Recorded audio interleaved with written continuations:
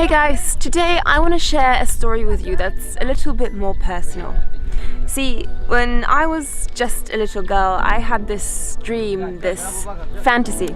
And it wasn't like the dreams and fantasies of any other little girls that I knew.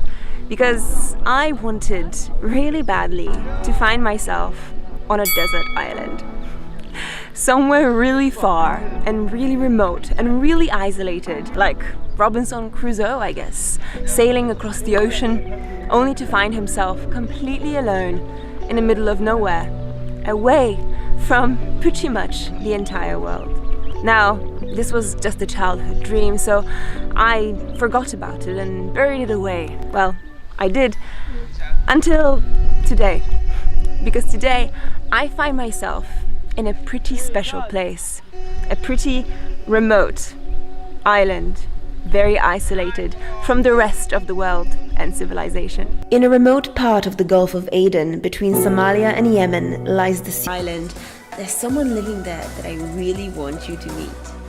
But in the meantime, guys, there are dolphins absolutely everywhere here. We're just surrounded. Our boat was surrounded. This is actually my very first time seeing dolphins in real life, so I practically cried. Honest to God, I'm not exaggerating. The beauty of this island just never ceases to amaze me. In fact, it only strengthened my vision of how amazing it would be to live here alone. After an hour and a half out of the open sea with some incredible scenes of dolphins jumping around our boat, we finally arrived on the beach that I really want to show you because there's someone really quite special who lives here. I suppose most people would call this a beach paradise, perfect for relaxing, swimming and sunbathing. But actually, to some, it's home. Yep, this is a house. And I really want to take you inside. This is the real Robinson Crusoe, Mr. Hamid of Saqطrى Island. By most standards, you would consider Hamid a hermit. He lives on his own on this beautiful sweeping beach, isolated from the rest of the island.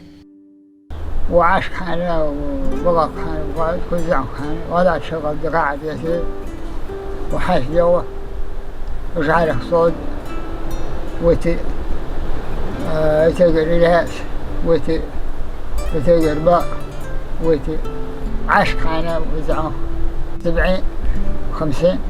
سنة وزعه عاش أنا بقى كان وزعه But Hamid hasn't only built this house, he's had to fix and rebuild it many times over the years. Even the ceilings here are made out of driftwood, which is covered with bits of fabric to prevent rain from getting inside the shelter. It's a pretty modest life, but the room that Hamid is most proud of is the guest room, which is perched up against a giant rock. وعريش يا مطوح الأغنية عايشة أغنية مطوح. The surprising thing is that Hamid is just the most gracious host and welcomed us to his home with the most amazing feast. See, he lives here not out of choice but out of necessity for his goats and for his work as a fisherman. But he loves to have guests around. Though he insists that he doesn't get lonely up there, he seemed really happy to have us around. After spending a whole day with Hamid and talking to him about his life, I experienced a bit of a reality check, to be honest with you guys. In reality, this is not an easy life at all. This is not the kind of life where you get to live and relax on an island and stare out at the sky and the sunset every day. That's just a fantasy that Hollywood has sold us. In reality, people living alone in places like this have it really tough. It's no fantasy life. It involves a lot of hard work and none of the romantic solitude that we sometimes fantasize about, being surrounded by people all the time. I think that childhood fantasy that I once had, it's not quite right. And I see that now, and I feel just that little bit more grateful for the fact that I get to choose whether I'm alone or surrounded by people who care and who love me in return. So, no Robinson Crusoe fantasies for me anymore, but we will keep on traveling. So I'll see you in the next vlog. Bye.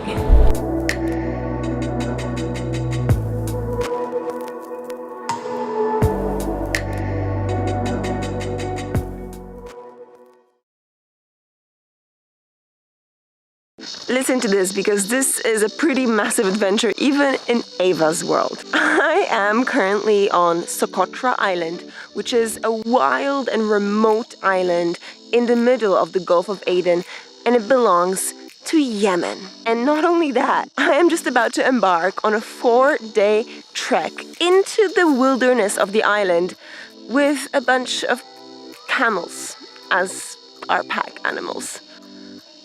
This is probably going to be my most adventurous vlog to date. Hey,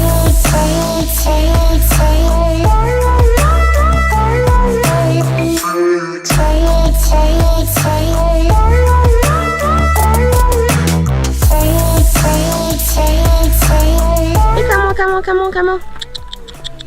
I'm not sure what you say to camels to get their attention, but this seems to be working. Hey, camel. Ah, much better. Adnan, what are we doing here? We're packing the luggage, the stuff. And all of this is going to go on the back of those camels? Yes, of course. The packing ritual is probably the most important, and our professional guides knew exactly what they were doing. But I had other priorities. This is the traditional way to wear a turban, and our guide, Adnan, is basically the person that ties it for me pretty much every single day. And today is no exception, because we're heading out into the super scorching hot mountains. So we need some head protection, right? According to Adnan, this turban was meant to keep my head at just the perfect temperature. Let's see. Woo! Ready to go. And so loaded up, we set off on the first leg of the trek, which was meant to take 6 hours in the 30-degree heat. It's only been about 10 minutes of hiking so far, and I've already got sweat pouring down my face. I think I must have tried all of the world's possible configurations of the turban, but it didn't help with the heat. Still really hot. The only thing that actually helped was a small stream on the side of the trail. But you guys probably don't want to see my sweaty face anymore, do ya? Let's take a look at some landscapes. As soon as the dusty trails turned green, the breeze also came in, and finally I felt like I was home. Only been about 5 hours of hiking, but we suddenly found ourselves in a completely different world and landscape. This honestly just looks like, I don't know, the Scottish Highlands, New Zealand. I did not expect to see this kind of landscape right here in the Middle East. I also didn't expect camels to be quite so mountain ready, but they really were. We've arrived. This is going to be our camping spot for the next couple of nights. Can you believe it? What a view! In the company of this beautiful nature, afternoon turned into evening, and evening turned into a quiet night.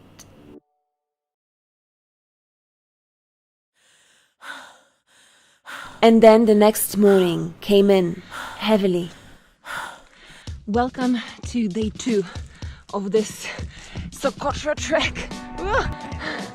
Basically what we're doing is we're trying to reach one of the highest points on the island, but we don't really know where it is. So this whole day is all about looking for that one peak. Apparently we're meant to be climbing that peak over there. Is that right? Yes. That one? No. Yes. How? It's too much. Mushkil. Scared. Mushkil. لا ما في مشكلة. No mushkil? لا no Not a مشكلة. problem? Yeah, it seemed like a whole lot of mushkil to me. And by the way, we were already pretty exhausted from having been trekking for several hours. How are we gonna do this? Well, our guide decided to go barefoot. Yes. Wow. These are my shoes. I am not taking these off anytime soon. Wow. Okay. Not for the faint-hearted. This is the kind of rock where you have to work with your hands, your arms, and your legs. It's pretty steep. It's actually pretty much vertical. Woo! Yep, this wall was really vertical, and we had no climbing equipment, no lines, no safety gear, nothing like that. We just tried our best and we kept on climbing whatever the trail threw at us. And then, eventually, right there is the long-awaited summit. Almost there, just a few more steps. Just a few more steps! Woo! Woo! Oh my god. This is epic.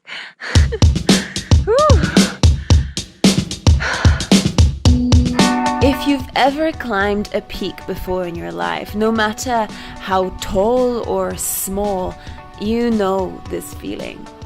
The feeling of having achieved something. The feeling of having walked towards your goals and having reached them. The feeling of being somewhere on top of something. But that feeling didn't last very long in this case, because as soon as the clouds started rolling in really fast, we knew that we had to get back down with grace and ease, of course. I'm stuck. Literally stuck.